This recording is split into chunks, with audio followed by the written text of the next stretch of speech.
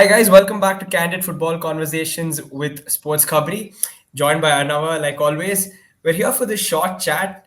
It's all the hype around whether India can qualify for the World Cup in 2026 or not, under the guidance of Igor's team match. Obviously, Arunava, what are the challenges that lie ahead?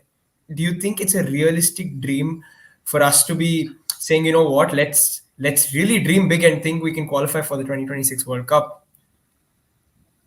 I think there are two or three points, Rahul, that have to be mentioned first before we go in a little bit more into depth into this. Yeah. First of all, just from an analytical standpoint, India's never made the third round of Asian qualifiers for a FIFA World Cup. Yeah. That's reality. The closest we got was in 2001 for the 2002 World Cup, where India was in a group with the United Arab Emirates, with Yemen, and with Brunei, Dar es Salaam.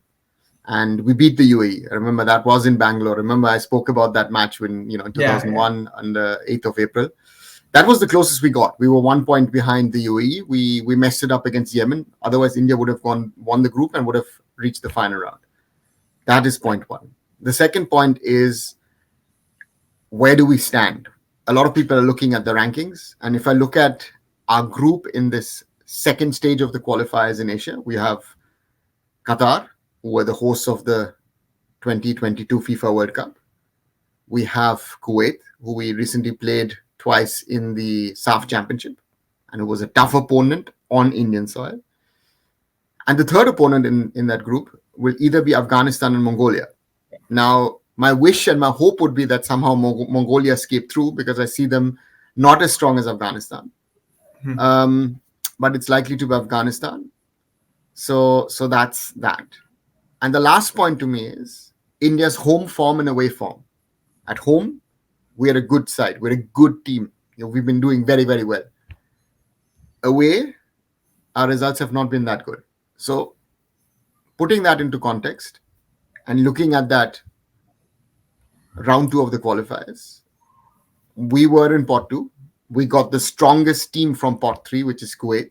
So de facto, that is another discussion that we've had over the weeks and months.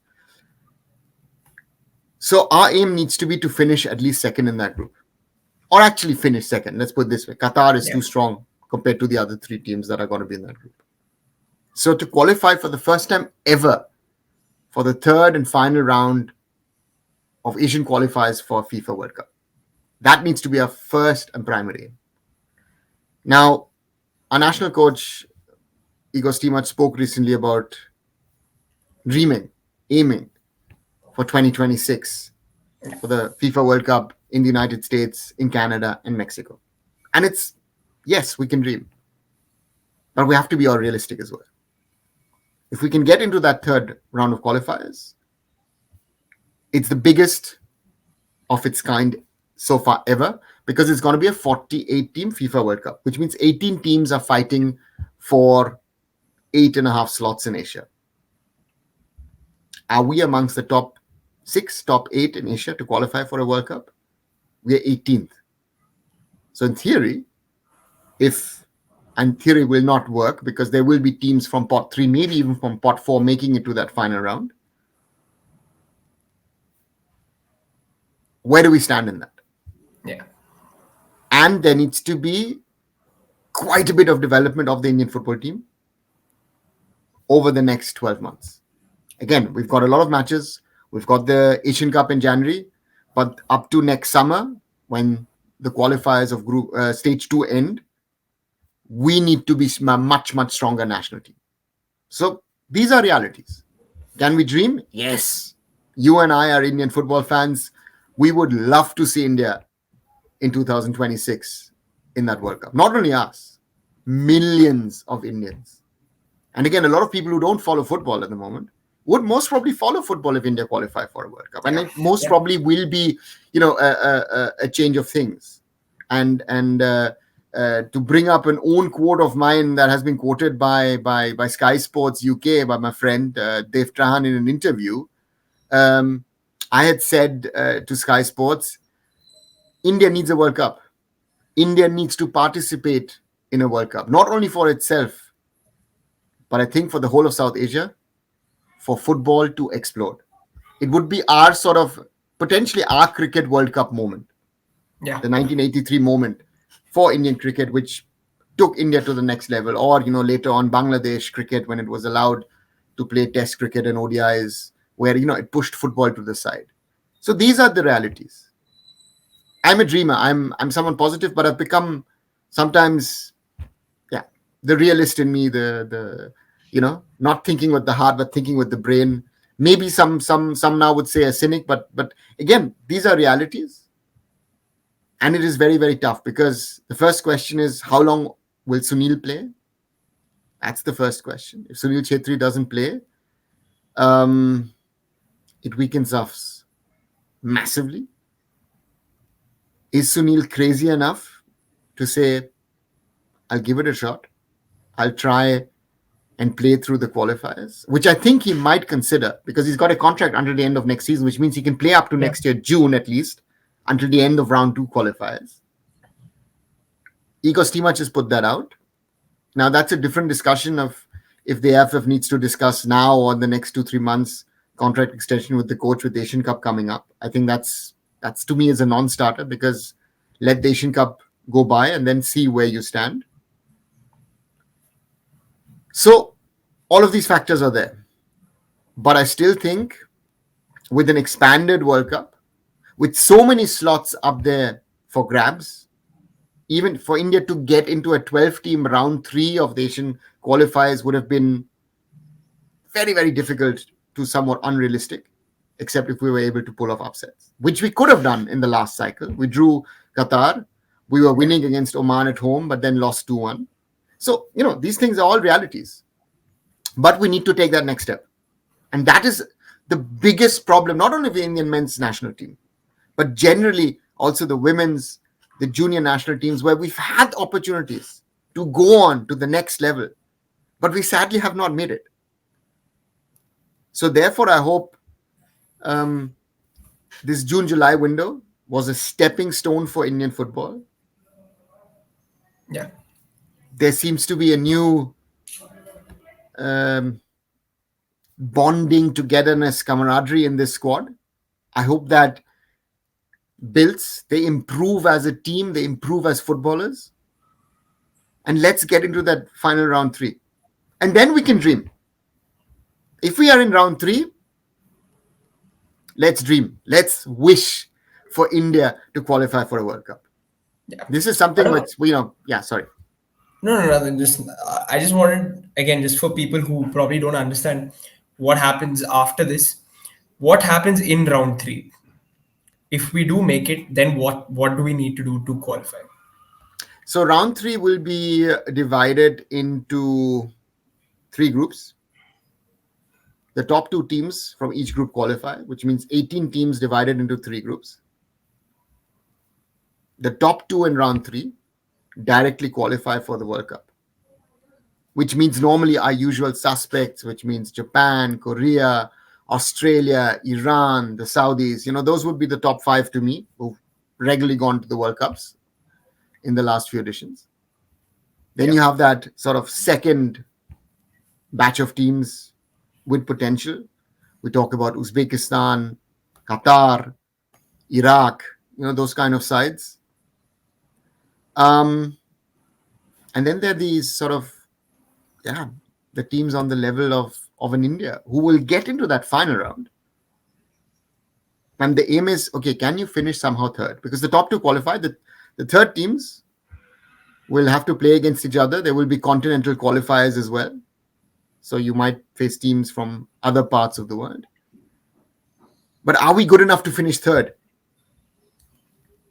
That's the challenge. But again, if we get into round 3, let's start dreaming, because 2010, North Korea played a World Cup. And who would have thought that North Korea, of all nations, would be able to play in a World Cup? So therefore, it's dream time. I mean, if I counter ask you, as someone, of course, who's now following Indian football much, much closer, but again, you're also a fan.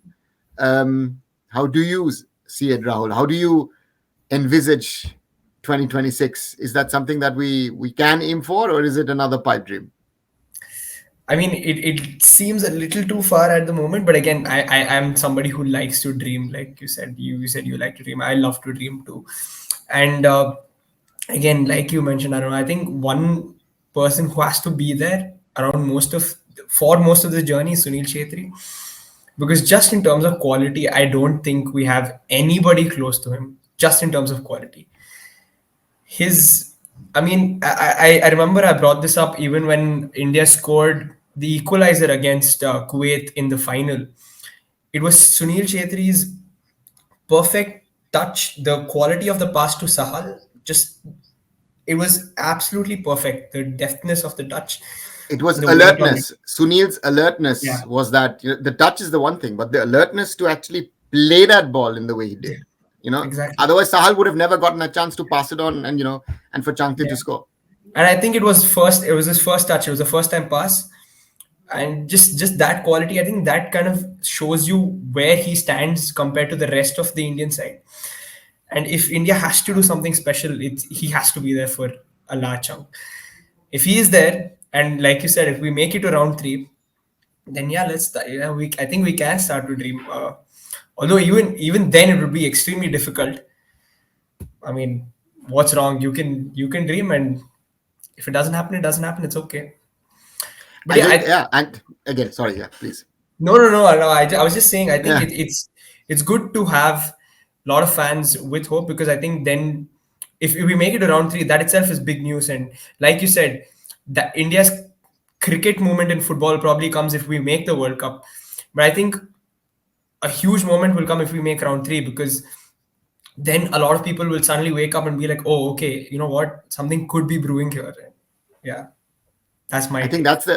that's the midpoint. Is there something brewing, and is there a new generation, new set of fans, people who are interested in football suddenly following Indian football? I think that's the big thing that I realized last year at the FIFA World Cup. That if you think that the Indians were amongst the biggest community of people attending the World Cup, showing interest in the World Cup, and you saw what happened in India, not even India, but our neighbors in South Asia when Argentina won the World Cup. So sometimes you felt it could have been Buenos Aires or Rosario or whatever, and it was actually Kerala or Calcutta or whatever, some city, some place, even rural area. I mean, even the Prime Minister has recently mentioned that mini Brazil in Madhya Pradesh, of all places, would you talk about football in Madhya Pradesh? So there is football in India.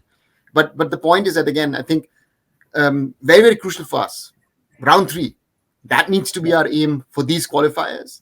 And that level of exposure we would get against top Asian sides, that is something which is sort of lacking, because we play one team every cycle which is strong, others aren't that strong.